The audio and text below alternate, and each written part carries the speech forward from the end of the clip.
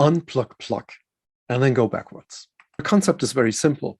We run the downgrade scripts in our PDB, then we unplug it, we plug it back into the source, and there we run the reload scripts to reload the PL/SQL engine and the packages and everything else. Be aware of the silent compatible change. We can't repeat it enough. So by default, your CDB is 1910 or 1900. And once you move over and you upgrade, you can't go backwards with this compatible setting. And therefore, as we explained before, you must create your receiving your target CDB with a lower releases compatible setting. And the only approach is custom creation of that CDB in DBCA, or you use scripts. Also make sure you have equal time zone files. You can fix that afterwards, as we explained before, but best thing is you do it now. So you check $time zone file, and if the time zone files are non-identical, then you apply the patch via this MOS node. You will find it to your source or to your target. To apply the time zone patch, you must run these scripts in CDB$root. You don't have to run them for all your PDBs, but in CDB$root, that must be present. So first the check script and then the apply script, but keep in mind, the apply script will restart your database twice. And finally, check again source and target and compare that they are really equal now. Now we have equal settings, and what we can do is we can move over by unplug, plug, and upgrade. And the good thing is, since we took care on everything, we can go backwards as well. And this is what we like to show you here. So first of all, you need to clean out the audit trail, and no worries. By default, we have this mixed mode of unified auditing on, and this means after a minute or so, you have already some records in the audit trail, but the downgrade scripts won't progress at this point and will tell you how to clean it out.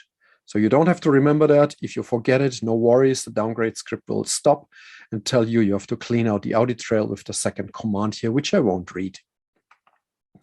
Once this is done, we can start our PDB now in downgrade mode. So the PDB gets downtime at this point, of course. And if you want to use the DB downgrade script on disk, you have to change the execution bit, because at least in my 19C environment, it was not set by default. Then you can call the DB downgrade with -C option, and there you specify the name of the PDB you'd like to downgrade, here PDB1. Once this is completed, and it really completes very fast, then you close that PDB, and now we unplug it. Copy it over, and here in this case, I stumbled across one thing. I used auto upgrade before, and I used the copy option, so the source files were still remaining there. You have to clean up. Now, don't delete them with RM. If you have enough space, put them somewhere on the side, just in case if something goes wrong. And once you've cleaned up, then you can create pluggable database, now PDB1, using that XML file, which got created before. And you want to do a file name convert as well. And this file name convert will trigger also the copy operation. So there's no need to copy around your files if you're on the same server. Then you open this PDB in upgrade mode, and then you switch into that container, into the PDB, and there you execute a cut reload script. Don't forget to spool the output, set term mode on, set echo on. You can't set server output on because the dbms output package is not valid, or set timing on. So echo on, term mode on, timing on, and spool into a file. Finally, once this is done, run util-rp to recompile, and then shut down your PDB and start it again.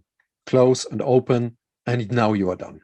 So this is a really smooth process of going backwards. It's no rocket science, and you can do that.